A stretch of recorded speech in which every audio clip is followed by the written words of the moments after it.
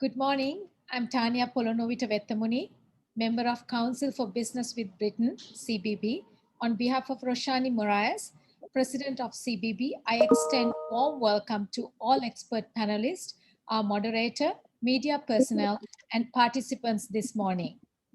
The Council for Business with Britain in Sri Lanka facilitates and promotes two-way trade between Sri Lanka and UK.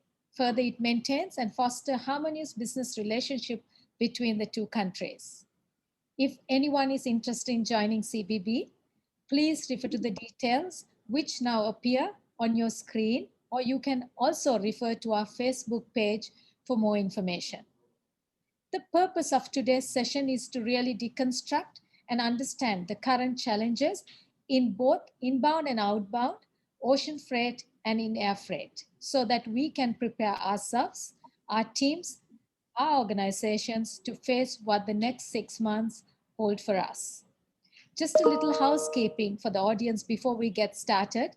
If you have any questions during the presentations, please type them in your question box in your Zoom control panel.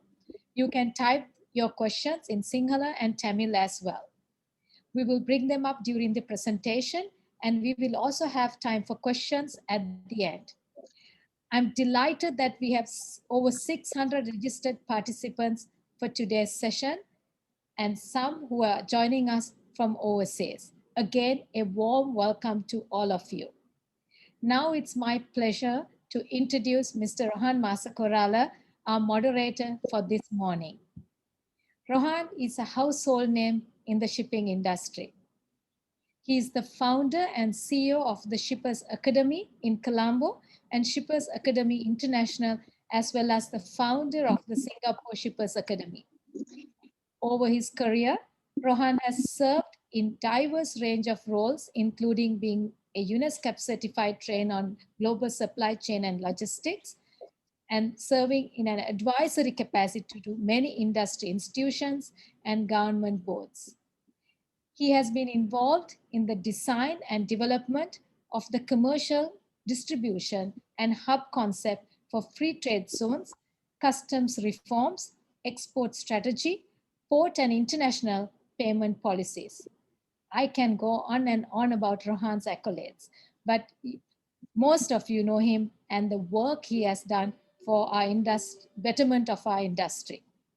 Rohan, thank you again and welcome on board.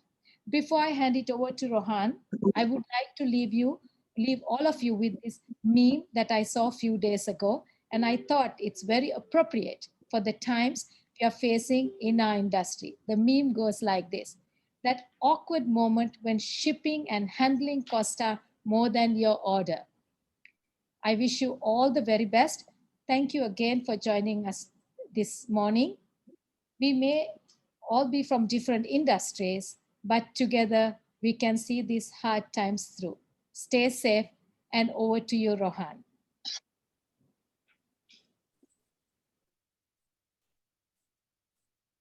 Thank you very much, Tanya.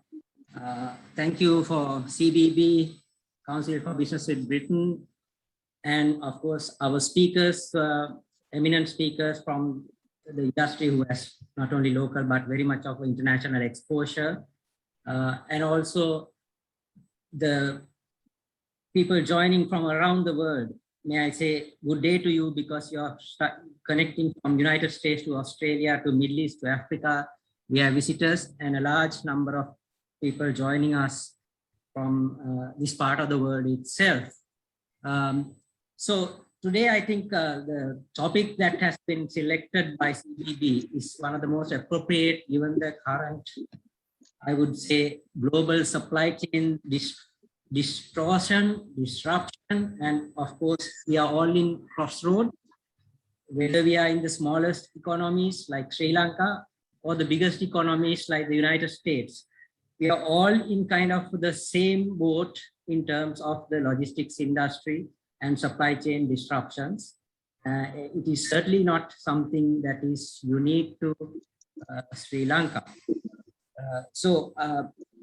At the outset, I must also say that the COVID-19 has created so much of disruption to our lives.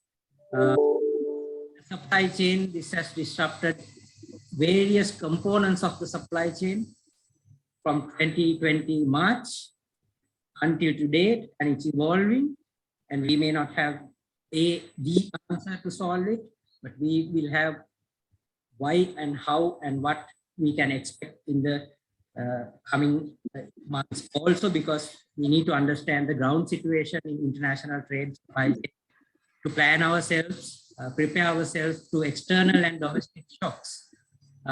So trucking industry to shipping industry to warehousing industry to inventory management, everybody has got affected.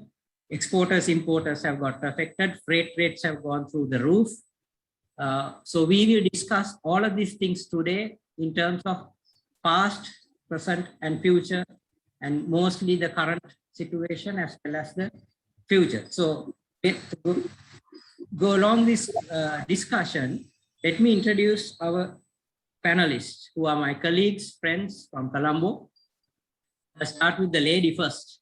Yeah, one lady from Maersk, Lanka, Randima Krishnaratne, currently serves as the country and sales manager for Maersk Sri Lanka. She has been with Maersk since 2018, driving the Maersk integrated strategy in Sri Lanka, which has enabled placement of Sri Lanka as a key logistics hub. Of course, we know Maersk is the major partner in the port of Colombo with SAGT supporting our national economy. So welcome, Randima. Then I go to David himself, who is the CEO of South Asia Gateway Terminal. Years of experience. He's now the CEO of South Asia Gateway Terminal, which is the first Sri Lanka's public-private partnership terminal. And he counts well over 38 years of experience, and a group director of a consortium led by John Keel's Holdings. And he was also past chairman of the Sri Lanka Logistics and Freight Forwarders Association. Then I go to a senior colleague of the industry, Mr. Direk Kellogg. He runs DRH Logistics.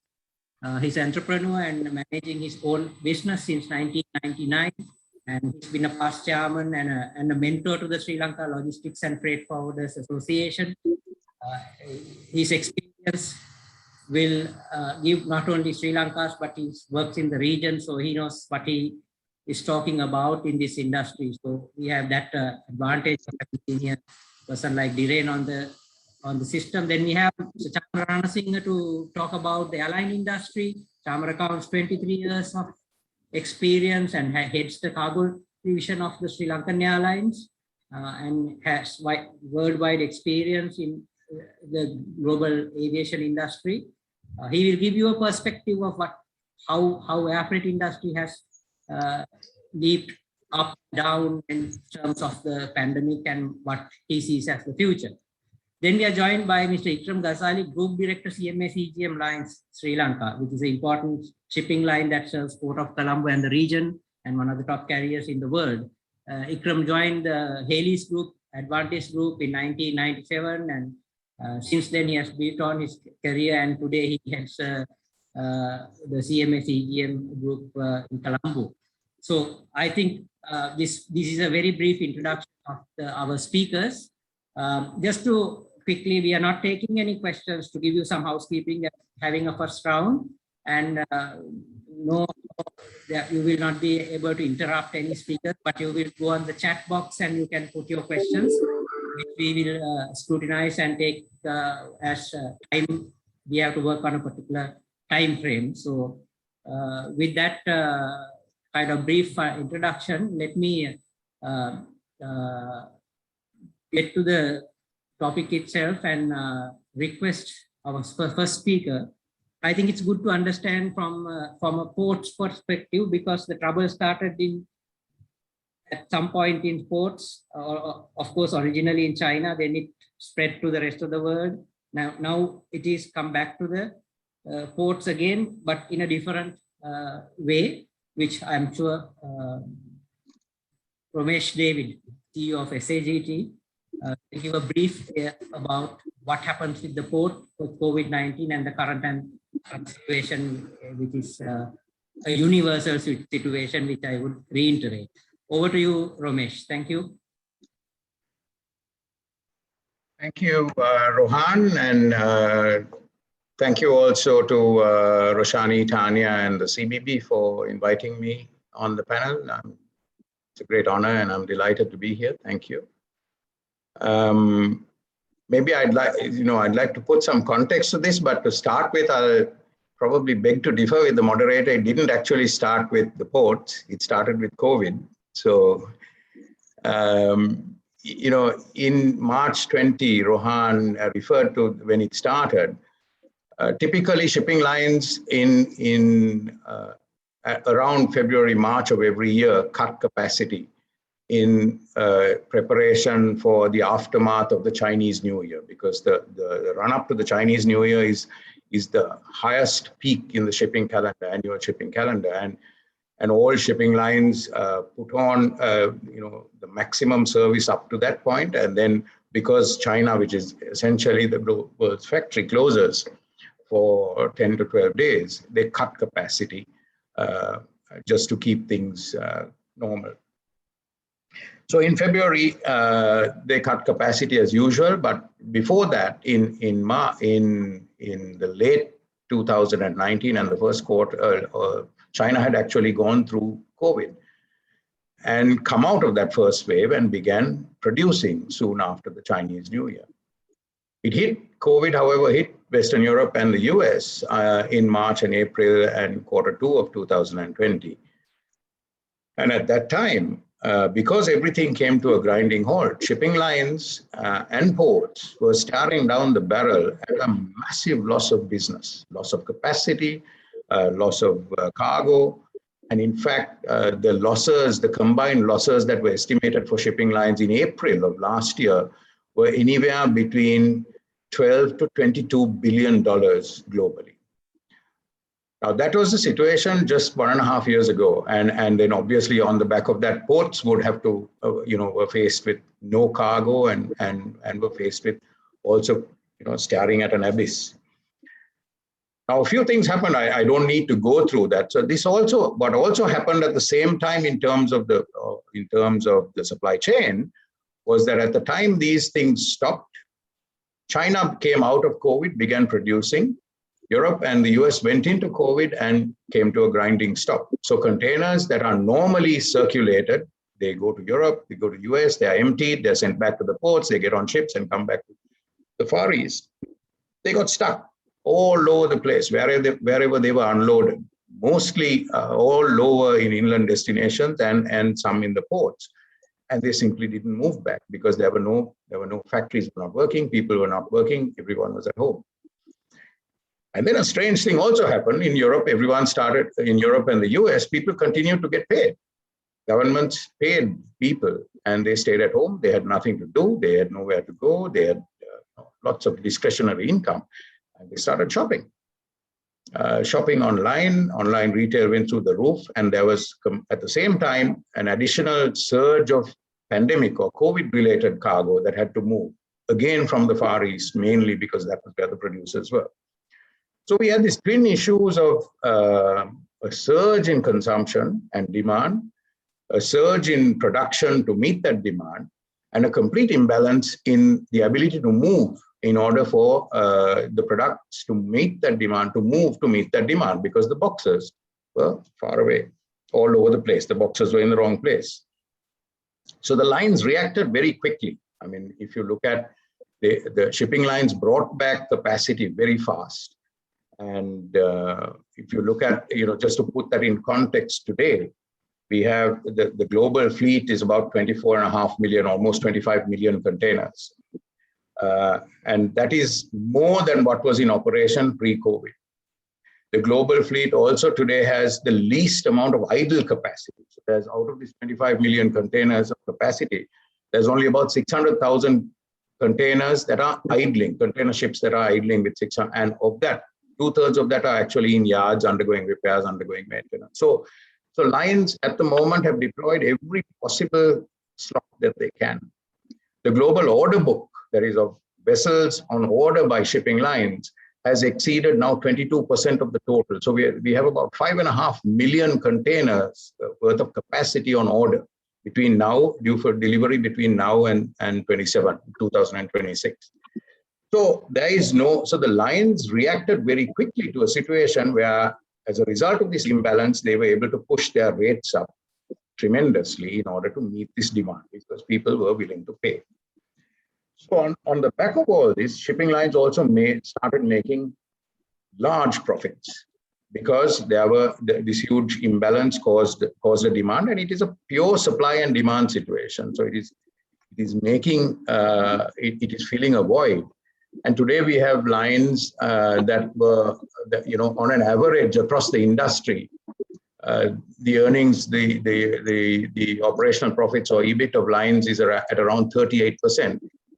If you take a 12-year average before this, it was around 4 to 5%, with many years in negative territory. So the shipping lines are making money, but in a way have also then committed significant investment in order to upgrade services, in order to upgrade capacity, in order to bring in new ships. So I think it is a supply-demand situation and a point in time that is being created entirely as a result of this pandemic, and that has now placed shipping lines in a position that, of course, of making significant profits, but also reinvesting a lot of that profit back into the industry in order to, if we take history, lines will build and put in more capacity, and we'll go back to the cycle of having too much capacity in 5 years from now, and rates will come back to being $300 between Colombo and Western Europe if things continue as they are. But demand has never been stronger, and hopefully, everyone's got a lot more sensible. So in this whole equation, the ports, what happened was there were these surges in demand. And today, if you look at it, every port in the world, almost every port, Colombo is one of the few exceptions that actually does not have any delays. But if you take the biggest ports in the world, like Singapore and Rotterdam and London, they're all facing ships have to wait 2 to 3 days. And if you take the other extreme across the west coast of the USA, ships are waiting for 8 to 10 days. There is an estimated 6% of the total global capacity of container ships sitting outside the port of Los Angeles at the moment. 40 ships waiting to get in, and that's half the, a sizable portion of the world's fleet. So the ports were faced with the same problems that a lot of the industries face in terms of the COVID. If you look at it, affected the biggest ports, and even now continues to affect. We had recent closures of ports like Ningbo and Yantian, who are among the top 5 ports in the world. We have Los Angeles. So we have these bottlenecks on either side that are impeding the supply chain further. Now for Colombo, if I bring it back, we went through a few times over the last sort of 15 months where we had these surges that were caused not by additional volume, but by the fact that shipping lines were unable to move their containers out in the time that they had. So just as an example, Colombo's average dwell time of a transshipment container was about 3 days previously. It is now almost 10 days. So it's the same amount of cargo, but sitting around for much longer. That puts a huge amount of pressure on yards. If you look at, we had the twin problem of having imports. We had imports curtailed and imports stuck, so we had people unable to clear.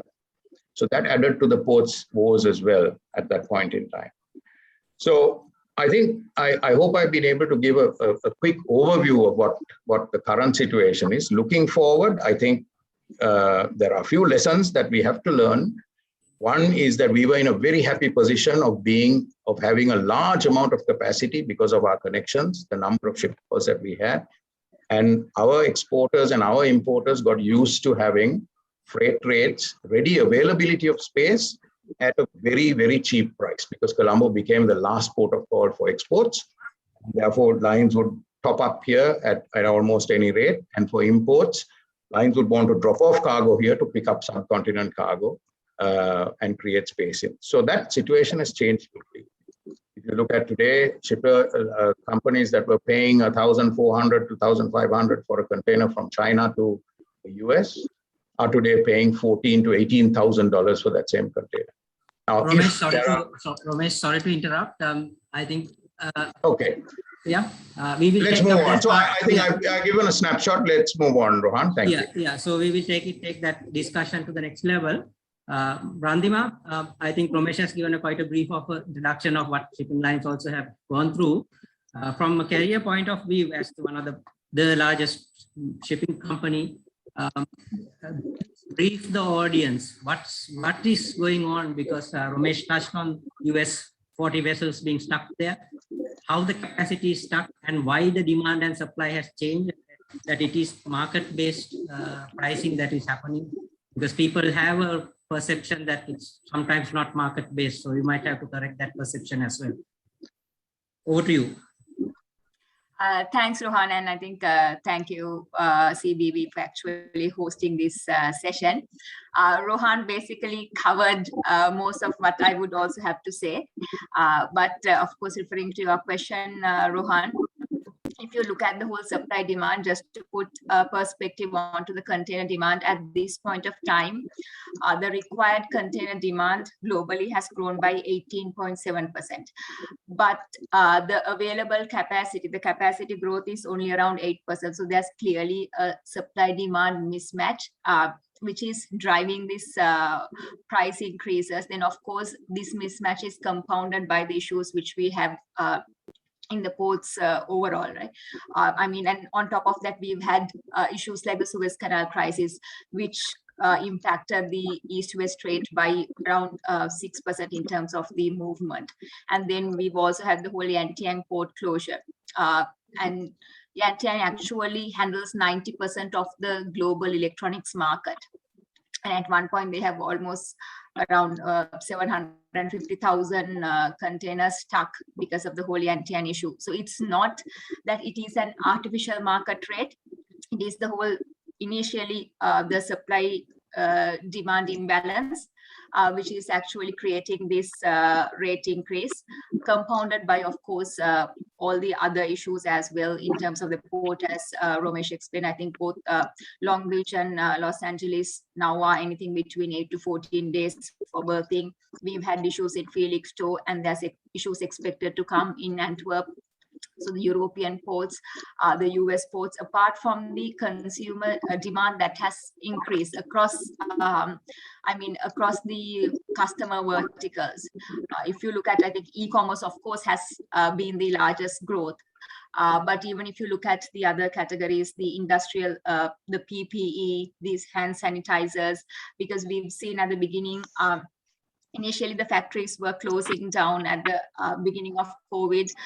Companies were thinking of moving their sourcing out of China, but then, of course, China recovered. And then the companies also looked at maybe from non-essential goods to production of essential goods, and that requirement, that demand increase. I mean, the requirement of PPE still remains. And then, of course, there were certain countries or certain, in certain cases, there was hoarding of these goods as well, which just created, went to an unforeseen demand imbalance. So basically, the whole unforeseen, because in certain cases, we would also have analytics working around looking at past trends. But the issue here is there is nothing to actually look at a past trend. It is something that's completely new, something completely, completely new happening, where everyone is just adapting it to without any past trend or a past reference point to really go on. And at the same time, I think we are always talking about how tough it has been for our customers in Sri Lanka, the trading community in Sri Lanka. But what we also need to understand is, of course, in terms of the whole container availability and the rates going up, there was the import curtailment, because prior to that, I think never have we heard the fact that Sri Lanka was running short of containers, because we were always a surplus location. And with the whole import curtailment, what happened was, if you look at our export mix, we are predominantly exporting on 40 high cube. So for that, normally we had the imports coming in, but today the imports on 40 high cube and better quality containers is much less. So that is creating, again, an imbalance to cater to the demand. And if you look at our export numbers, I've like looked at data from 2015. So on a year-on-year basis, from January to July in 2021, we've had the highest amount of exports as a country. So we basically exported around 92,000 FFE, so somewhere around 184,000 containers, and that's the highest in that period as a country Sri Lanka has also exported. And that also, while the imports are more than 2019, it's still, 2020, it is still lesser than what used to come before. So it's all these facts that's actually, really driven to this whole rate increases, because the supply demand has to be matched, and of course the space crunch, because clearly there is a mismatch between the requirement of container space, and then of course the ability from a shipping line carrier point to provide that space. Okay, thank you, Randima. Thank you very much. I think it's clear that from both your presentation and initial remarks from Romesh, we can see the global trade is in absolute disruption due to COVID-19. I think in this space, the logistics industry, who plays a critical role for end-to-end solutions for buyers and sellers, and specifically the logistics industry actually supports large amount of SMEs who are into international trade. And because of the freight and logistics industry, they get market access and space for shipments to move. But I know the logistics industry is also in trouble because of these capacity issues. Of course, we see some situation where US buyers who have contracted, European buyers who have contracted on contract terms are getting their space more favorably than people who have not contracted, which I have realized in my own experience. So give this perspective from the logistics industry side, may I invite Dhiren Halak to give a brief introduction of the sector and what it has gone. Thanks, Rohan. Thanks to the Council for Business in Britain, Tanya and Roshani, for inviting me. I find that I'm once again on one of their panels in a couple of months, so I hope I'm doing something right. I have listened with quite a lot of interest to what my good friend Romesh David and the lady from Maersk had to say. I kind of hold a slightly different viewpoint to what is being stated here. And you know, we logisticians, we are the guys who have to balance the shipping line, the port, the airport, the shipper, the buyer. So we get caught in the middle. What I would like to suggest is that whilst this question of COVID-19 has been touted as the reason for all these problems, I believe that there is also something called opportunism, which is being, exploited at the highest levels today to make a killing in this whole situation. I'll come to that later. No doubt, all these factors which the gentlemen and ladies spoke about are correct. But what we have seen also is that there are various ways certain countries are reacting to this, right? And for example, if you look at what China is doing, the attitude is, if you can pay, you ship. If you can't pay, you perish.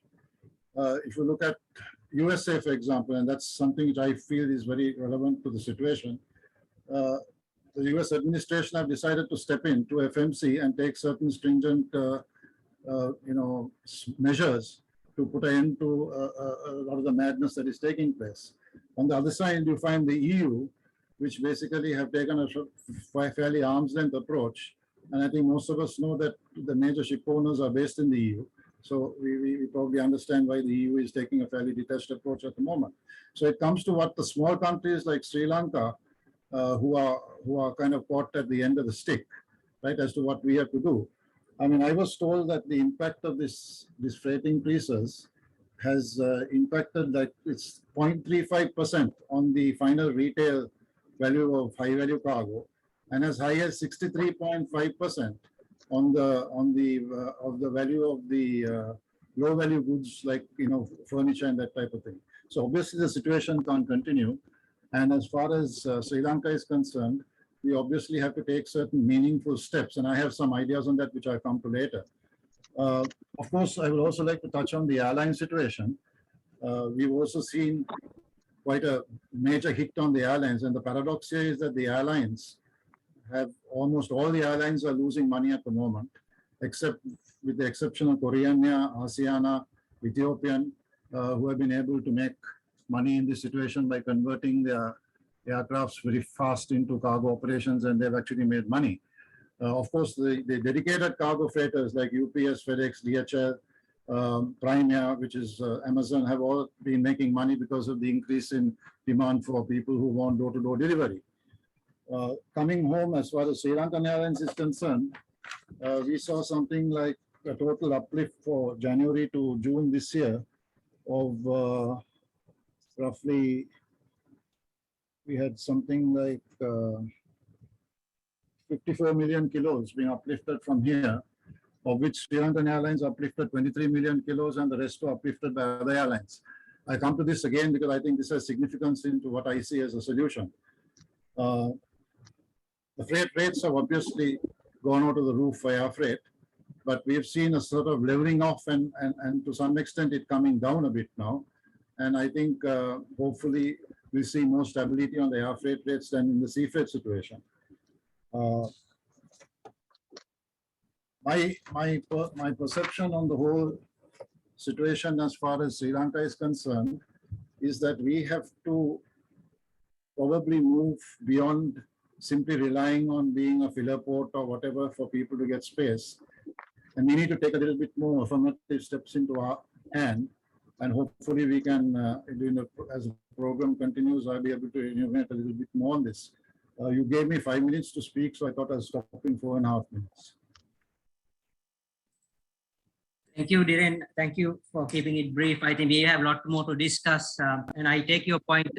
I'm also representing shippers. The shippers have a bit of a different view in terms of the situation, which we can openly discuss and disagree on various terms. But there's problem, serious problem for shippers. Now, before I just hand over to Chamara to talk about the aviation industry and how it got tangled in this whole cargo issues. Remember that we are coming into what's called the peak season. We are in the peak season. If you are exporter to the European markets, wherever you are in the world, US markets, it's the Christmas season that is coming up. And situation can get probably worse, and we can discuss at the next round of discussion. And probably I don't see this situation easing out in the next 8 to 10 months. Probably the Chinese New Year period, it might slow down and might do some correction. So with that comment of mine, can I ask Chamara to brief us on the current situation of the aviation industry? We know the aviation industry played a major role at the outset. What is the current situation, and how is the outlook like in a brief? Yes, Rohan, thank you very much. Again, my appreciation to Tanya and Roshani and the CBB for inviting me to represent my company in this session. Yes, I think like all the speakers very correctly mentioned, what has happened is quite visible, although it is very unprecedented. This is the first time I am personally experiencing such a situation in my professional life of 21 plus years. So, yeah, that being said, I would like to take the attention and focus a bit on the positives that worked out for people like us in the aviation sector because of some quick adaptation that we managed to do or take the company towards during this pandemic. And because I think that from a personal experience from my current with my current employees, that we only have 24 aircraft, and we were really stuck when airports suddenly started shutting down. In fact, if I'm right, on the 11th or second week of March, Sri Lanka was also closed borders, meaning closed the airport for international travel. So during this time, it was very hard for us to even imagine what we should do and what we could do without passengers, because we have all aeroplanes that are designed to carry passengers and of course cargo as ancillary. So I think during that time, There were many examples in the world, in the industry, where many airlines, like Dhiren very correctly said, the few airlines he mentioned, they were, I think, the fastest to get into the passenger to cargo adaptation, where they used the belly capacity of passenger planes, and also with the certification of the EASA, the European safety regulator, with their certification and also the respective local civil aviation certifications, most of the airlines managed to get approvals to carry cargo uh, for the reasons outlined uh, as essential cargo during the pandemic. I think that was basically, that came as the only way of earning revenue, and that came as, if I may use the word, like a ventilator for a person who's suffering with COVID in ICU. The ventilator that came for, in terms of in the aviation field, was cargo and logistics for airlines to survive. So I think the people who made the adaptation faster survived, like what we have done. Dhiren mentioned about 54 million kilos from in the first 2 quarters of this financial year. Yes, in fact, that has been mostly as a result of the yes, Sri Lanka's largest export segment is apparels.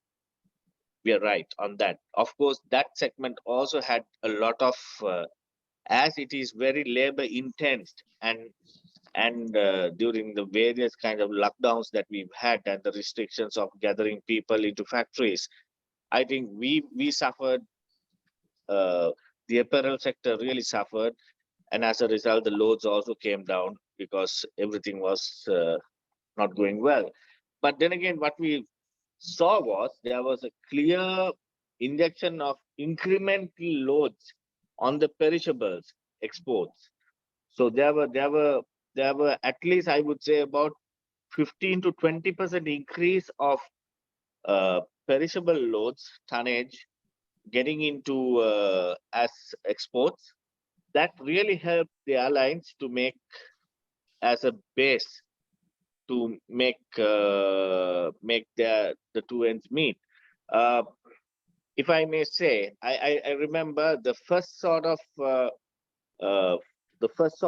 whistleblowing happened in the local industry back in early March, where the industry was requesting Sri Lankan to see whether we could create a supply chain between China and Colombo, because the apparel factories were really suffering without the raw materials that they used to get on a very regular basis. That's when we thought of, okay, we need to come up with a plan, and that's where we proposed to our board that, okay, we will fly the planes only for cargo. And also Chamara, just to interrupt you, Chamara, sorry. Yes. Just one more minute in the first round, please. Yes. So it was basically there we started, and by the end of the financial year, I think we were very successful in our operation, where we have operated more than 120 charters, just connecting dedicated cargo flights on the passenger fleet. So I think these are the positives that I have personally seen that has come out of during this not so positive time frame, where COVID has really hit all the countries, all the markets.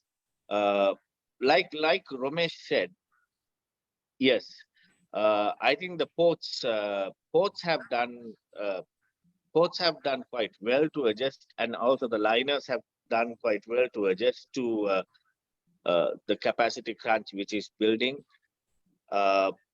Unfortunately, 50% of air freight was carried on passenger planes. So in the industry, in the air freight industry, 50% of the air freight tonnage was based on passenger bellies. Now, passenger bellies are not operating freely as a result of very less passengers in the market. So I believe that we will have a longer term issue when it comes to capacity being injected from as air freight, because I don't see that there is no way that we can inject, or the industry can have a option of injecting more freighters into the system, because obviously it takes a long time for production of certain aircraft. Chamara, I need to interrupt you, Chamara. The future of it we will discuss in the next session. Yes. So if you can, you're okay with that, I can move on to the next speaker if you are happy with that. I think the faster adapting into this sort of new ways of looking at and connecting into the supply chain, giving solutions was key for aviation, Rohan, and that's how we, companies like us have basically managed to keep our head above the water. Yes. Okay, thank you. So, Chamara, we will discuss about what's going to be the next few months to the airline aviation shippers and how they should prepare themselves. We will discuss in the next session, but I want to come to Ikram straight away. Ikram, now you've seen some of the questions posted online probably by now, because we have a clear idea of, I think the audience has a clear idea of what has COVID created, and the congestions and the space and the supply chain disruptions.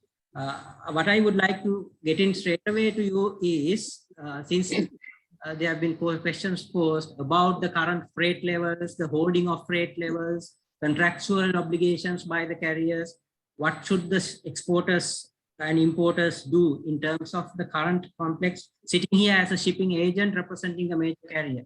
Can you quickly kind of glance through to some of the questions which you have seen also? Then we can move for the next session with Andima taking over from you probably. Okay. Good morning, ladies and gentlemen, Rohan, Tanya, and the entire audience. Rohan, I got your question, but let me take a minute to just add this little point. I'm coming in as the last speaker is never easy because some of the points are already covered. So I just want to give a global perspective as to what we are talking about, especially in the shipping industry. We are talking about, just to give you a perspective of how big it is, we are talking about a 800 million throughput market globally. So Rohan, SAGT spoke about, about the port challenges, and Merck spoke about the liner challenges. But when this 800 million TUs are running around, it's like simply if you take the world as your heart, the lines would be your veins. And the container, specifically the container, would be the oxygen running down the lane, down the veins. So when this whole industry got disrupted due to COVID, we all know that it basically, disrupted the entire supply chain. So what I would like to suggest and comment here is that for you to understand the rate crisis that we have today, it has gone through the roof. Why that is? Purely because, all the stakeholders in the industry, you talk about the exporter himself, whether it's a forwarder, whether it's a trucker, the port, the carrier, clearing agent, all of them. They ensured over the last so many years, they ensured this entire supply chain ran seamlessly, right? But COVID completely disrupted it, and the container, which had the biggest impact. Why that is? Because on top of the cargo, it is the container that runs throughout the entire supply chain. And when this got disrupted, it was like, vehicles running on a highway, and suddenly you find, so many bottlenecks every step of the way. So you could imagine if you had, say 15 touch points across the supply chain, every touch point was disrupted. And that caused the biggest disruption for the carriers. So Rohan posed the question, how do we manage? Rohan, how do you manage in the short term? There are several questions around that in terms of repositioning containers, because Asia is considered the factory of the world. Yeah. Our exporters themselves having problems on negotiating freight, holding on to freight, not honoring freight, what was quoted 2 weeks back, in the next vessel comes, what not honoring what was being promised to load, being not loaded. So how are we going to mitigate this situation for the exporters and also for the importers who are bringing in raw material for production? Their supply chain is also disrupted. So what actions or how do you see as a local agent representing a carrier to mitigate this system, or do you see a worse situation coming up with the peak season developing? Yeah. So Rohan, I hope there is definitely no easy answer for this. You know, what is important also to know is that it is the equipment that is number one needed, and number two, you need the ships to come along. So we have had an issue over the last, say, 1 year with various import restrictions. We have had a severe imbalance of equipment. So if you know the Sri Lankan industry, we have imports about 75% of our imports are on 20-foot containers, and exports around 75% are on 40-foot containers. And for exports, we require A grade, B grade quality containers, because the majority would be apparel, and then it will be majority foodstuff. So you need to ensure you have the right equipment in the right place. And when we had certain restriction on certain clean cargo as inbound, we had a situation where we got a lot of imports, but you could not reuse those containers for clean exports. So you had a huge imbalance, and then lines have to, all of us, all the carriers had to bring in massive volumes of empties into Sri Lanka, especially 40-footers. If you look at the statistics, for the first 7 months, around 12,000 40-foot containers have been repositioned into Colombo in order to facilitate the exports. In addition, we have gone out to the market and spoken to clients and tried to convert some of the 40-foot export requirements into 20-footers, because 20s are in excess in Sri Lanka. Once again, if I look at some statistics, the carriers have actually moved out around 175,000 20-foot containers, which are excess, which will not be used for exports. So these containers have gone out.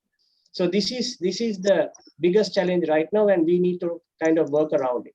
So like you mentioned, Rohan, we will go into the peak season, or we are just entered the peak season, and hence the massive demand in the East. And you see why carriers are moving all the boxes to the East, because the freight rates, the Chinese, Dhiren spoke about it, the Chinese exporter is ready to pay any amount to move their cargo, because they know they need to move this cargo pre-Christmas. There is no point moving this cargo in January. So they are ready to pay any amount. So these are massive ports that are in huge demand. So you talk about the ports like Shanghai and Yantian and Ningbo. These are within the top 5 ports in the world. And they would do about 250,000 TEUs a week out of these ports. And that's the kind of demand that we are talking about. So Ron, I hope I answered that question. Yeah. I think there are some more questions, but I'll pose it to Randima straight away. I think we have these questions. I think we should answer them. A question is asked about if a line quotes rate for 2 weeks, a spot rate, or to hold for 2 weeks, and the vessel gets delayed by a few weeks, 1 or 2 weeks, suddenly the rate is increased.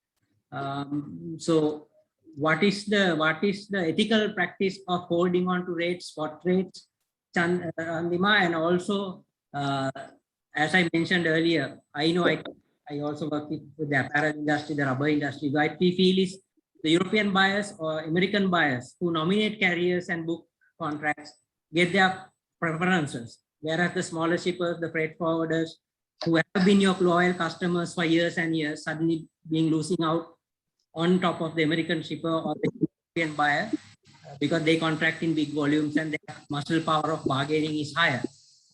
How do you address this problem of SMEs, which is large amount of small shippers, and the grievances as about the freight rates? And there is a specific question, Randima, on this also, which I got yesterday also from the industry, that the government of Sri Lanka has pegged the rupee at 203 rupees for a dollar. Shipping lines and carriers are charging at 229, 230, violating the national No, so that also needs to be, I think, the question. So we straight away answer that question as well. Thank you. So yeah, understood, Rohan.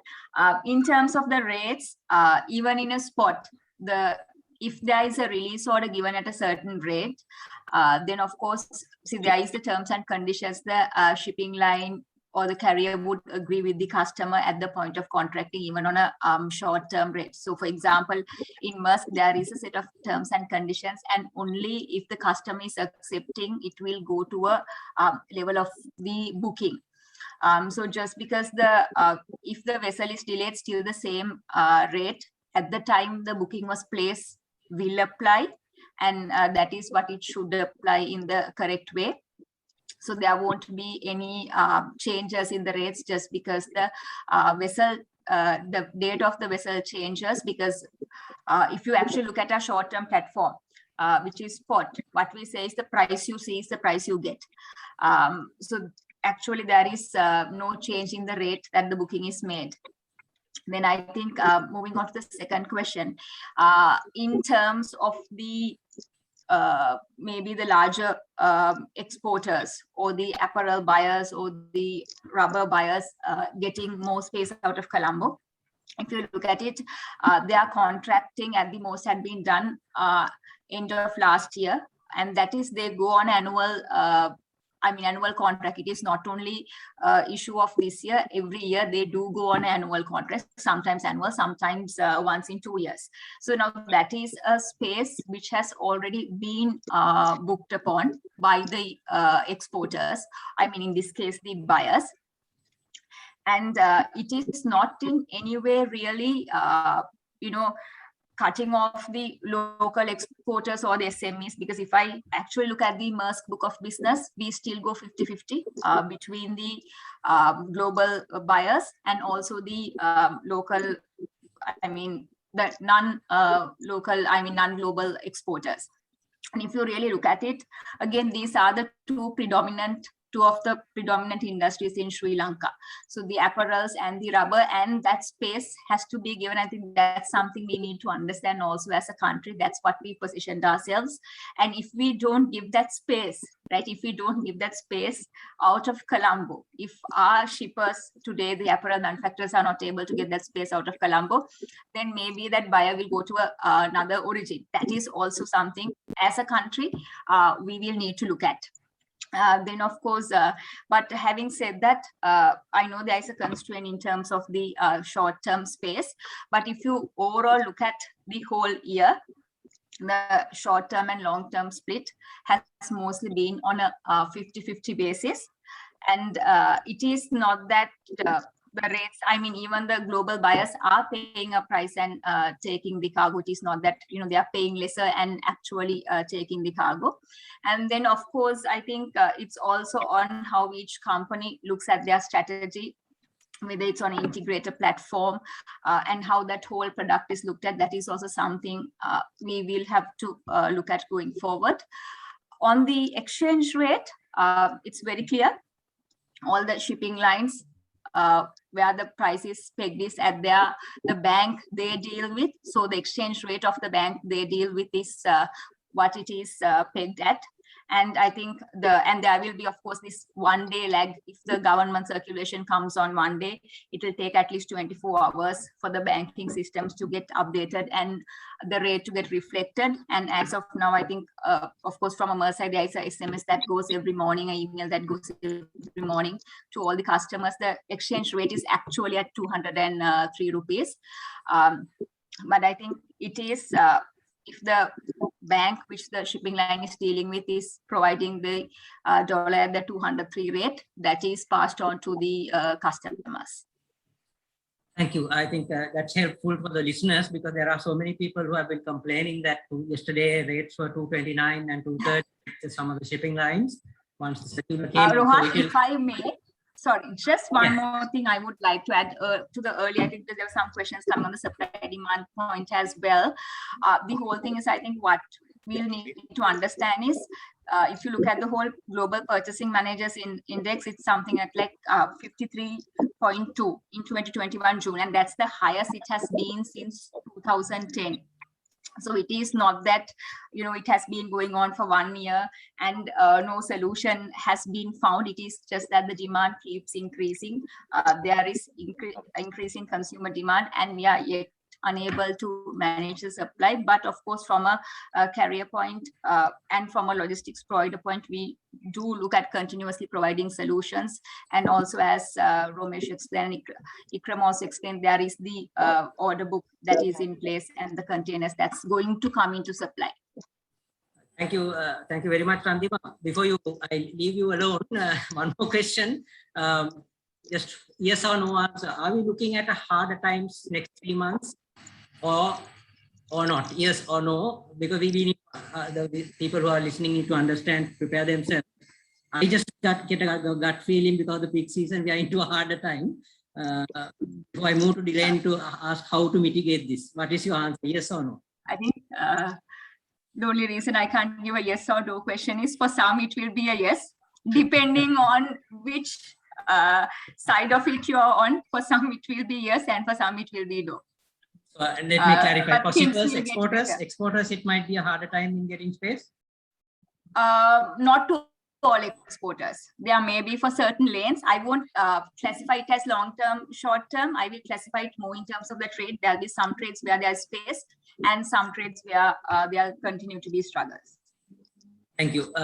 Dhiren, you sit in between the customers and you see a different point of view. You see there is some discussion going on in this turbulent times, and you've been part of that victimization of probably by some people who organize themselves into groups under difficult circumstances. Can you see how we can get out of it, or do you see a way of getting out of it with the state? Thanks, Rohan. Thanks, Rohan. I'm going to probably need a little more than 5 minutes to answer you, so don't cut me off. To answer your point, which you posed to Randima, from what I read about in the UNCTAD report, the rate situation is expected to continue for several years. So that's just a quick answer to that. I like to take a little bit more pragmatic approach to this, and I might not go down well with some of the listeners. You see, one of my close business associates, who's a very big forwarder in UK, moving huge number of containers from China to Europe, got quite sick and tired of listening to all these, stories from various theories about these lines, various reasons for rates and all that. He did the next thing. He chartered his own vessel from China to Europe, and he's moving regularly now, charters from China to Europe, 10,000-15,000 TEUs. And apparently, the catalyst to that was when he had to pay $20,000 for a container from Bangladesh to UK. So I'm coming to what I would suggest as being some pragmatic solutions that we need to seriously look at here in Sri Lanka. I am personally of the view that we should reactivate an entity like CSC and get the trade together and look at chartering and working on short-term solutions with CSC as the catalyst with a strong private sector participation. Or whether it is any other entity, but I think we need to bring in and reactivate CSC. And I take the parallel to Sri Lankan Airlines. If we did not have Sri Lankan Airlines today in the cargo equation, I can tell you we would have been in a totally dire situation on the air freight point, and I'll come to that later. I would also, on the subject of ocean freight, I think you recollect in the good old days, and I say good old days because if that entity existed today, I can guarantee you that half these problems wouldn't be there.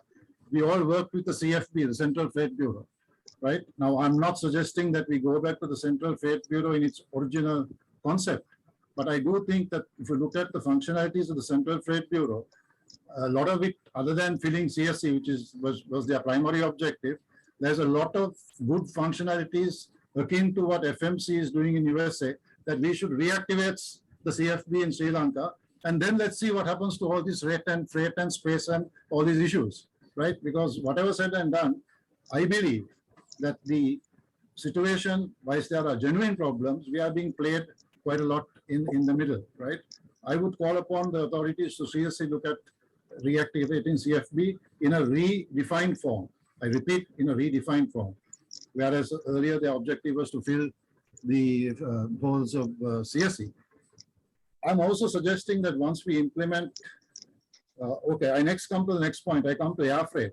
You know, I would like to share with my good friend Chamara the fact that, you see, according to the statistics, Sri Lanka, the total uplift of cargo last year was something like 96 million kilos, right? 96 million kilos, of which Sri Lankan Airlines uplifted 32 million kilos, right? Sri Lankan Airlines uplifted 32 million kilos, and the rest was uplifted by foreign carriers, of which about 4 Middle Eastern carriers, I won't name them because I don't think it's correct to do, contributed about 80% of that remaining 62 million. Also, I look at Sri Lankan Airlines performance for 1920 on their 90 million turnover, which was 10% of the airline's overall turnover. The revenue split was 42 million from Indian subcontinent, 23 million from the Sri Lanka origin cargo, 13 million from China, 8 million from Middle East, and Europe 6 million. So my suggestion is there's a huge gap here for Sri Lankan Airlines to seriously consider bringing in a far greater frequency of freight operations in Sri Lanka, right? Because you are giving away 64 million kilos of cargo originating in Sri Lanka to be uplifted by other carriers. You are having Indian subcontinent cargo that can come in here, which can also bolster your imports, because the import balance, it doesn't match the export balance. We have about 40 million kilos coming in. So I would call on Sri Lankan Airlines. You've got a huge business opportunity here to captivate on as a freight operator. Last but not least, my suggestion is, if this situation were to continue, we really need to consider asking the authorities to relook at some of the taxation aspects of freight remittances, where there is undue profits being made by certain entities, right? Freight forwarders or anybody, my view is that you cannot exploit and make money in this situation, right? And I think the only reason we are in this position is because there isn't an option to mitigate the alternatives which are on offer. So that's my brief submission to you. Thank you very much, Dhiren. In fact, yeah, I think you talk sense. We need to open up, we need to go back and see what we did wrong, right? Even I was talking about when Freight Bureau was being closed in 2008 fully, I suggested to government that we should have an independent regulator, and Sri Lanka doesn't have an ombudsman to this sector. And it is obviously mishandled by some, and some are very ethical and responsible. Compliance is there. So in fact, I'm going to Chamara on that question straight away. Chamara, yesterday when I took up the finance ministry also this issue. When government, being a government organization, when government directed the 203 as the peg for the dollar, Sri Lankan Airlines rated quoted was 229, and we had to actually show the finance ministry. And right now, I'm not putting in a difficult situation, but right now today, that central bank is taking up this issue at the finance ministry, because it affects the freight forwarders and the shippers who are paying 203 versus 229. I think that question has been asked by somebody else also, which I posed to Randima and you. And also, Dhiren's point, thinking out of the box, how do we convert ourselves as a kind of a hub to support the Indian subcontinent shippers also who are having the same problem, especially the SMEs. Now that we are planning to do some tourism operation to India, the belly space or freighter space, can we think out of the box and help the exporters and the importers and the traders to mitigate some of this cost? Yes, Rohan. Thank you again. On the rate of exchange, yes, I'm aware of. In fact, there'd been a lot of queries and lobbying at my level on this very question. And yes, as a company, we are working on with some internal processes. We are working on it to see how well we can adjust to the new rate of exchange published by the central bank. What has happened, Rohan, is that we have been using the BOC, Bank of Ceylon BSR rates for what we do is it's a calculation of the average rate and we publish the rate of exchange every Friday to the market, and that is being practiced by all airlines at the request of at the directive of the Director General of Civil Aviation, which happened in I believe it happened in 2014. So I'm aware of the issue or the big concern of the industry at the moment, because we still haven't reverted back to the 203 level, which is being looked at, and I think we will do what is best for the industry very soon. Today is Friday, so I think we will do the appropriate today. But I must highlight that so far it is. I understand that this situation, it is the exporters who are suffering. But so far, we have been, as a company, we have been taking the hit so far with the fluctuation of the dollar against, the rupee against the dollar. So that is my answer to that query at the moment. On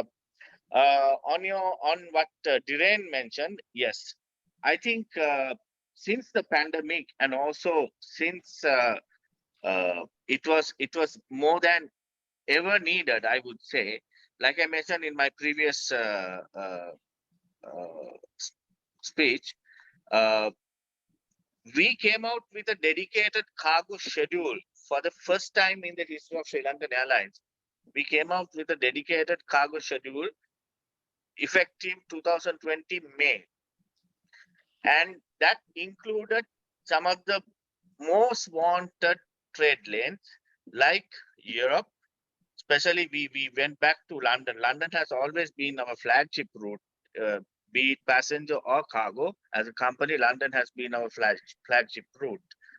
So we started adding flights, dedicated cargo flights into London. Then we started Frankfurt. Then we started Milan. Then we also started Paris. If you may understand and remember, we had to cancel almost 90% of our European operations pre-COVID for commercial reasons. But because we understood that as the national carrier, it is our priority to support the local shippers and also the local logistics suppliers in terms of supply chain solutions, where everything had come to a grinding halt, that we came up with a cargo schedule, and that is, I'm sure that is the very reason that we have seen a surge in our perishable exports as well. Because if you take Sri Lankan compared to any other operators, not many can be matched unless otherwise they are going to their base.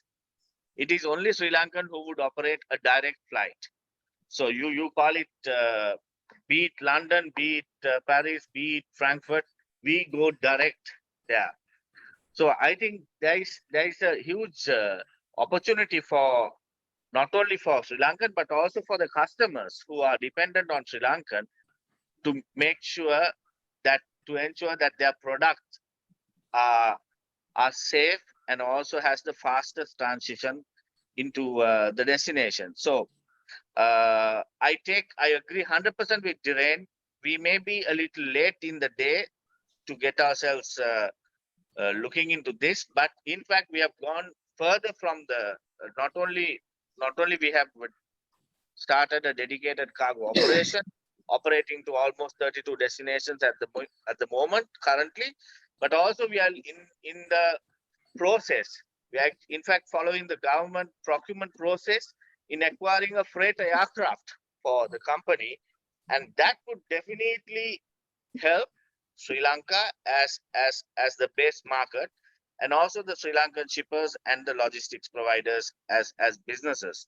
So I must say that out of the 5 key points basing the freighter initiative, the first point and the foremost was the opportunity of the base and how well we could support the local industries being the national carrier. So Dhiren, I think very soon we will have the solution which the industry has been talking about, and also you yourself very correctly spoke of now. And thank you very much for saying that. I mean, highlighting our contribution to the national exporters. I think the number says it all. As you were trying to explain on the tonnage, I'll just explain how it worked on the market share that Sri Lankan had. We used to have about 20% market share from the base market, which now is 32. So we've had a 12% growth in the last, I would say, 8 to 12 months. So that's remarkable, and also that speaks very high of the potential that we have as a business and also as an airline, and that's how much we can contribute to the economy of Sri Lanka, and also not only Sri Lanka but also in the region.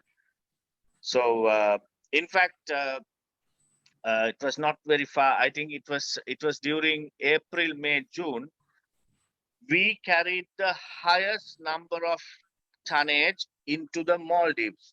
So if I say the Maldives were basically ensured of all of their essential supplies, the vegetables, the fruits, the medical supplies was mostly flown on Sri Lankan from various markets. Thank you, Chamara. I think, yeah, understand. I think, yes, having a national carrier had shown that benefit. I think we need to think out of the box also to make Sri Lanka convert this opportunity into a cargo hub. I think Yes. looking at that big picture, I think we also should never close doors for competition. So maybe things like ground handling and things like that, people will now start talking. Getting into freighters, how can we entice other freighters? Sri Lankan doesn't have many amount of freighters, but if the exporters want it, regional shippers want it, how do you entice the global airline industry to look at Sri Lanka as a turning hub for freighters? Tourism obviously will take some time to develop and belly space to come in. So beyond that, I would like to go back again to Romesh David. Romesh, I believe you're online. There was this talk about that there were delays in Port of Colombo, there's congestion in Port of Colombo, which I also have been trying to mitigate. In fact, some of my colleagues from Bangladesh and India were asking, is there a problem in Port of Colombo? From my side, as an independent person, I've been telling, no, there has not been a major issue at Port of Colombo in the very recent month, except we had an initial shock at the first wave of the COVID when we got some disturbances. But one question is that. Second question is, we also see some of the shipping lines moving direct callers to India, including Maersk. Some of the, like introducing new services to Chennai, introducing new services to Mumbai. How do you see this situation with the current freight levels? They are able to go into direct ports due to demand of volumes. So if you can just touch on these two areas and anything else that you would do, Romesh, as a last point of this session, and talk about it. Okay, thanks, Rohan. Yeah, on the Colombo congestion, we have had spurts of congestion since about June and July of last year in fits and starts. There were even periods when some services were moved out of Colombo into Cochin, but those have all moved back. So there were times, and that has been caused not as a result of Colombo's inability to handle or Colombo's inefficiencies, but simply as a result of the change in dynamics, where we've had the yard space is finite, the amount of things that you can do in that space is finite, and all of a sudden, when that part of the asset is stretched, you simply can't service the rest of it. Having said all of that, today we are handling the same amount. I mean, we are 3% below what we did in 2019, but we are handling way more than what we have, about 11 or 16% more than what we did in the same period last year. And there is no issue at Colombo. Colombo is one of the few ports in this part of the world, certainly in Asia, that has no delays. So 90% of lines get a berth on arrival, despite the fact that 90% of them are not coming on schedule. So that is because of the issues in other ports, schedule integrity has gone to hell, and they don't come on time. But delays in Colombo compared to the rest of the world are absolutely minimal. So there is no basis of this whole congestion or anything like that. The yards, however, are still very full. So as a port, we are congested. We do not have the ability to take on additional business, despite having space on the wharf sometimes at the berth, because the terminals are full. All three terminals are at near capacity. In terms of the direct services, I think that is not an issue at all. I mean, that is inevitable. Not only India, it is like not only Chennai, but both coasts of India, to the west coast as well as the east coast. And our issue is not to worry about where, that lines are going directly to India and going directly to Bangladesh or whatever. Our issue is we have a very straight, the liner shipping business is going to remain a hub and spoke business for the foreseeable future. But the shipping lines, the 5 million containers that have been ordered, capacity that have been ordered today, 60% of that are ships that will ply the main east-west sea route and nothing else. And those ships are not going to go herring off to Chennai or going to Mundra or to Mumbai or whatever. They will come. The hub and spoke concept will continue. And as long as we have a competitive offering in an environment that is conducive to call and to hub, we will continue to get that business. But we have to remember one thing: cargo, the flow of cargo, transshipment cargo is like water. It goes and flows where there is least resistance. So I think these ridiculous notions of reactivating CFB in the form that it was and running to the government, we have this propensity to run for a handout or run for legislation at the slightest sign of trouble. Now I can imagine that as a bureaucrat standpoint. But when we have in the private sector talking ridiculous stuff like, harking back to a central freight bureau that will dictate rates and space and all that, where do we think we are? The lines will simply not take cargo from here. And then you put a rule, if you start legislating about having to take cargo, what will they do? They'll stop calling Colombo. Now, none of us are, who is investing in the $200 million ships? Who is investing in the $600 million ports? So our exporters also, we have to, as a country, we have to be competitive. Why is a garment exporter in Tirupur or in Bangladesh able to pay $8,000 or $10,000 for his container? And what is his plan? Maybe I don't know, what is his plan? But why are we then at the first sign of this kind of trouble running to the government to ask for legislation? Nonsense. And if, as Dhiren said, if there is such a business case to put on a ship, and if there is, the fact is a freight forwarder did it in the UK, do it here. The private sector there's no restriction. We can go and own a ship, we can buy a ship, we have ports, we have everything. Go and, where are you going to get the containers from? This is the kind of stuff that we have to think through. This requires planning. And these are the things like going to the government for legislation, like we did disastrously with THC. You and I disagree on that even today. But, who stood up and said when freight rates were negative, or when freight rates, when you could move a container for $200 from Colombo to the UK, who stood up and said, it's not practical. The shipping line is losing millions of dollars. We should be paying instead $2,000. Did anyone here say that? So I don't hold a candle for the shipping lines. I have, we have daily fights with the shipping lines because they have increased their rates and not increased what they pay us. That's a different story. But the fact of the matter is this propensity to go whinging and whining to the government for regulation, for order, for this, that's not going to help us today. Because this is a market dynamic and we don't like hearing it. A lot of our people, we don't like hearing it. I take your views definitely, Romesh. So what I felt from Dhiren, what he was not talking about Trade Bureau era, but he's talking about the most liberal markets like United States, European Union has the European Commission regulators. If Japan has its regulators, Singapore has its regulators, Sri Lanka doesn't have such mechanism. I agree, Rohan, and I think we need to have a regulator, like you said, an ombudsman, but also keep in mind that the regulators of the US, China, and Europe met at their biannual meeting. Just the other day, they concluded their meeting, and they are each doing what they need to do to see whether there is price gouging, to see whether there are monopolistic practices, to see whether there are, and I think those are things that have to be done. We have a Monopolies Act here. We have, you know, we have those are things. I'm not advocating the freedom for cartelization, for gouging, for for making use, abusing situations. Those have to be regulated. But what I'm saying is we can't go back to an era where we say, okay, Maersk Line, you have an allocation of 200 containers and your rate is going to be $2,000. CMA, you have 500 containers, your rate is going to be 1,500. That's nonsense. No, I didn't suggest that. I think Dhiren, I'll give you a time space for that. I think I would like to go to Ikram to a statement to close this session. Ikram, from your side. Yeah, I think Romesh hit the nail on the head, Rohan.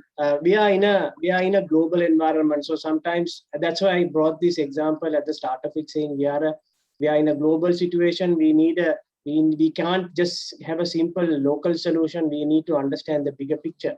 So when carriers put in billions of dollars in investment, obviously everybody would expect a return, right? So that's why, like Romesh mentioned, when this pandemic hit us, carriers was the first to respond. They got all the capacity back. They got all the containers back. Even as we speak, we go to even, all the customs around the world and, lobbying, saying there are so many millions of containers in idle or abandoned status or in detention status. Get these containers back into the system. So you got to get the entire resources back into the system in order to clear all of these bottlenecks. Unfortunately, this COVID has brought in so many bottlenecks. So now, as an industry, it is important, without getting into this blame game, we got to work as an industry together to try and minimize the impact. So if you only clear all of these bottlenecks across the supply chain, there will be some sanity at the end of the tunnel. So I would like to bring one more point. When in 2010, 2011, when freight rates was almost zero, nobody mentioned, we need to pay these guys anything more. So it's typically, you have two sides. This keeps playing up and down, right? So give it another 2 to 3 years. With so much additional capacity being pumped in, you're bound to have freight rates going back to $500, $600. And one other remark I would like to also make is that, finally the freight is determined by the carrier. That's true. But there are so many other determinants. For example, if you take the total container fleet, whether it's Maersk, MSC, CMA, more than 50% of all of this container ship fleet is chartered. And if you look at the charter markets have gone up from anything between 100 to 300%. 8,500 TEU ship was fetching around $65,000 a day. It has gone to about $150,000 a day. So now this element, this is per day cost I'm talking about. So now this element, shipping line is not in control. It's the ship owner that is in control. A container cost to manufacture in 2019, a brand new 20-foot container to manufacture, it costs only about $1,300. Today, it has gone beyond $3,500. So the cost of equipment have gone up. The cost of ships, charter rates have gone up. To build new ships, it now costs you $500 million to about $1 billion when you really talk about the 23,000, 24,000 TEU ships. So it is the carriers who are really putting the capital into the system. So, if you look at from 2005 to 2017, 18, how many carriers have gone belly up? That's because this industry at a certain stage, it was not sustainable. So all the famous names, have gone bankrupt. So today, only a few are left. And today, unfortunately, we have to accept the fact, yes, they have now put in the money and they are obviously demanding, something in return. But in this particular instance, I would like to reiterate, the current rate spike is not something that the lines are speculated. It's just that, it is global demand. This will happen, say, as a garment exporter or a tea exporter. If Middle East is paying $3 a kilo and US is ready to pay $6 a kilo, obviously as an exporter you're going to go exporting to USA. Similarly, in container trade also, you have seen the demand is in the factories in Asia, and they are willing to pay massive prices. Unfortunately, Sri Lanka, we are unable to match the double dip revenue compared to the long haul rates. But the good thing is, we being a transshipment hub port, we can still, with the strength we have in the Indian subcontinent, with having 7 million TEUs in our kitty, we can still attract the bigger carriers. And I think hats off to all the shipping lines. They've really worked hard and ensured that the import allocations are protected. And I see, Rohan, just to conclude, I see the next 2 months as going to be very, very challenging, because schedule integrity is from about 80%. It's down to about 30% today. So lines are really trying to get their schedules back in place. I have followed some of the massive east-west services. There are certain services that are 18 days behind schedule, and all the vessels have bunched up. So now they really got to start omitting certain ports, minimizing certain volumes to really get the services back into a weekly frequency, so that the ports will also be able to manage all the ships. So it's a global problem. We've got to start thinking global, and you cannot just think Sri Lanka and start blaming each other. So as an industry, I believe we've got to come together, work together, understand, get into a detailed understanding as to what's really going on in the market, and then a cordial collaboration would help us deal with this challenge better in the next few months to come. Thank you very much, Ikram. I think I fully endorse that this is a global problem and we need to think global. But unfortunately, many people in Sri Lanka think local. Absolutely.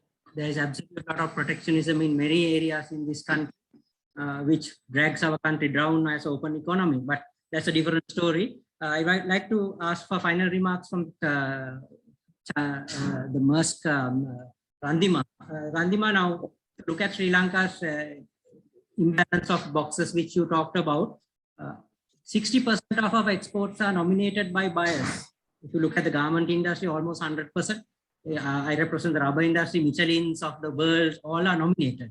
So why aren't the shipping lines going and telling them, they are the people who book the freight, why don't you bring it on a 20-footer instead of a 40-footer? We can give you an attractive rate. Can we change these dimensions on that basis by talking to your customer? Because Sri Lankan exporters are actually manufacturers and suppliers to a location. They are not negotiating freight or boxes. So can we look at it? And with that, can I have your final remarks, please? Sure. I think that is a discussion we are taking up with the global buyers. And on the other hand, Rohan, just to reiterate, from a Maersk point, to every contractual, not just every contractual commitment, every release order we give boxes.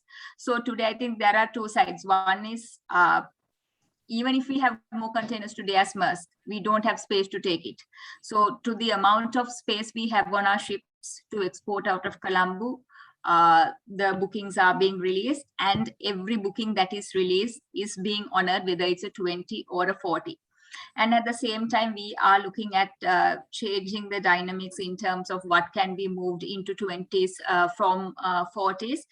And at the same time, I think there was a couple of questions. I'll just divert into the whole asking in terms of the SMEs, how are they being supported? Of course, I think all shipping lines, logistics companies do have their own platforms to really look at the SMEs, even to the extent of, I think for Maersk, we actually have a credit scheme also with one of the banks that tie up to support the exporters. My request also from the industry is, I think it is often told, necessity becomes the mother of invention, right? So, or innovation. At this point, we need to innovate. There will be trades where there is space open. We need to diversify our book of exports, not look at the same set of destinations we've been going into. If we could export goods into Far East, there are requirements. If we look at diversifying, tapping those niche markets, that is basically where we could add value. I mean, today, if you see, there will be space opening up, for example, into West Africa. And if we can get more exports into destinations like that, rather than concentrating mainly on Europe, where there is a lot of congestion, there is a lot of competition even for our exporters. So look at those niche markets, look at the place where we can stand out and make a difference. Because if you look at really the backhaul of trade, even the shipping lines will be able to give more space out of Colombo, and be it 20 or 40. Okay, thank you, Randima. I think, yeah, the listeners will get a picture of, okay, we're looking at this imbalance thing. Yeah, I am requesting as exporter to look at converting your 40s into 20s. Similarly, requesting the lines to tell our buyers who are dealing with you all to get into this equation, specifically in Colombo, where there is this imbalance for the last 30 years, which I have seen always the 40-20. I think we have slightly overshot the time we are closing, but we take about another 8 minutes to finish up if necessary. Dhiren, I think I will give you space to answer you to Ramesh, but I would like to, it's not an argument point, I think we would like to have your view, what kind of a suggestion that you meant. With that, and finish off with 1 minute or so with your final notes on this webinar. Thanks, Rohan. I like to always have the last say, so it's good that you gave me the last say. No, I have no qualms about it. We are not talking about, I made it very clear, we're not talking about, and I think he admitted it, you know, we need a regulator, right? So whether you call it the CFP or whether bring the CFP in a redefined role, reactivate CSE, all these things are ultimately to ensure that our exporters can export to where they want to export. We can't tell our exporters where we expect the shipping lines to ask them to export, right? So I think we need to get together and work on a situation that meets the need of the exporter. My final point on this is that I come back to Chamara, right? You have a 63 million kilos per annum hunting ground, right? For going up and increasing the freighter capacity. And I do hope that you always seriously look at it, because I think this can make the turning point of the very survival of Sri Lankan Airlines as a carrier, right? And we as the freight forwarding industry, I think our responsibility in this whole situation, you know, is to also make and be reasonable in what we charge the shippers. Because I've seen a lot of publicity about freight forwarders making mega profits, you know, share prices going up, you know, groups making huge profits. I mean, this is not symptomatic of the freight forwarding industry, right? We basically have to make sure that we are all contributing our bit to ensuring that this situation is tied over with the least cost to the shippers and the importers. And I hope we can do a good job at that. Thank you. Thank you very much, Dhiren. I think we've had a very, very exciting session of understanding what's the ground situation is, because we are hearing various stories. This is because of this is because of multiple reasons. This is because of, as Ramesh started, all because of COVID. COVID has given us terrible pain, terrible suffering, but COVID has also shown us new things, technology to working together as partners of the industry. As Dhiren said, this is not a time to milk out the exporters also, because it can affect global trade. It can affect into poverty, specifically countries like us. We have fallen way behind in the poverty lines today, which is the fact. We have so much of restrictions because we are economically not strong. So in the global supply chains, I think few things our participants can understand is, I have been always trying to teach my students, when you have 100 containers, try to go into a contract with the shipping line to secure your price to the buyer. But a lot of Sri Lankan SMEs don't understand what service contracts and how they work and how they can be guaranteed space. So they mostly work on spot basis, because some of them are very small, 10 containers or 12 containers a year. Whereas our buyers, as Randima said, have contracted for 2 years or 1 year. So they are secured their space and the rate, and that gives them more comfort. So our markets, of course, are Europe and USA. I know we have to diversify, but diversify markets is not the easiest thing. It is easy to say because we need market access. We need free trade agreements. We need equal footing like other countries. We need to be in line with international rules and laws. We need to see global, as Ikram said. We need not 22 million is not a market. 22 million is the size of the Mumbai city. Remember that. So our Sri Lankans must realize the world is our market and we have a great port. We have very efficient terminals, credit to them. We have connectivity on the 11th place in the world. We have the 22nd throughput in the world in terms of, we must diversify this business, also bring in more shipping lines to partner our country. That is how they will make alignment to our country. They will have attachment to our country if they have some business interest in this country. They will have an attachment to SAGT because Maersk has a SAGT partnership. That means they have attachment to Sri Lanka. So in the big picture, we need to have more international players in this country so that our small economy can plug into it.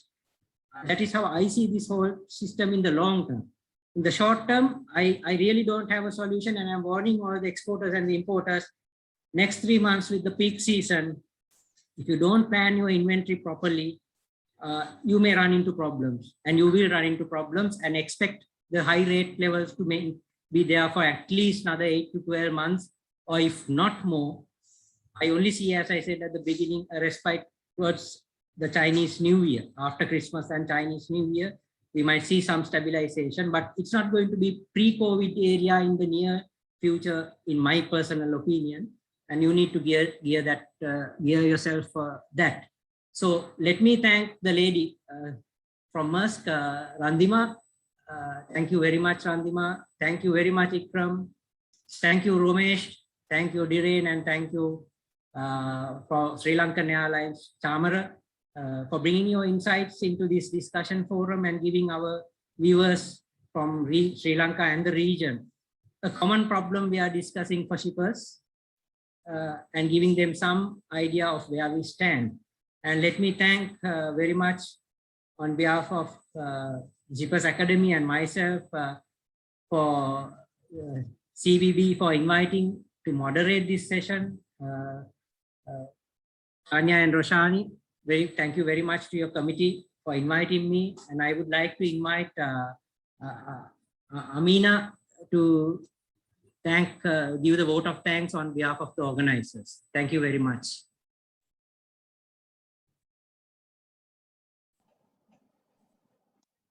Hi, good morning. Just like to conclude today's webinar by presenting a vote of thanks. First of all, thank you to all the participants who took out the time on a Friday morning to log on to this webinar. Without your support, the webinar would not have been a success. Many have asked about the recording of this event, and it will be available on the CBB YouTube channel. Please look on Facebook for this link. Thank you to our esteemed set of panelists, Mr. Romesh David, Ms. Randima Krishnaratna, Mr. Dhiren Halok, Mr. Chamana Ranasinghe, Mr. Ikram Ghazali. Thank you for agreeing to support this webinar and share your knowledge and experience with our participants. It has been a very insightful and useful session, and I'm sure all who logged on to listen would have greatly benefited from it. Our very skilled moderator, Mr. Rohan Masakorala, thank you for agreeing to take on this very important role. Members of the press who took off time off their busy schedules, Nista Qasim from the Daily FT, Sunamali Dias from the Sunday Times, and Ishara Gamage from the Ceylon Today. Thank you for being here. Of course, this event wouldn't have been possible without Ms. Tanya Polonvita-Vetmuni and her team, who spearheaded this webinar and did all the preparation within a week. I, of course, admire your bravery. We hope all of you enjoyed this webinar today. Please join the CBB if you are a business who is looking to get more information about exporting or importing from the UK. Please look into joining the CBB and get a host of benefits and access to the British Chamber of Commerce, which also has a network of over 60 business communities globally. You can find the membership form on the CBB website, cbbsl.com. You can keep up to date with more webinars and events by liking and following us on FB and LinkedIn.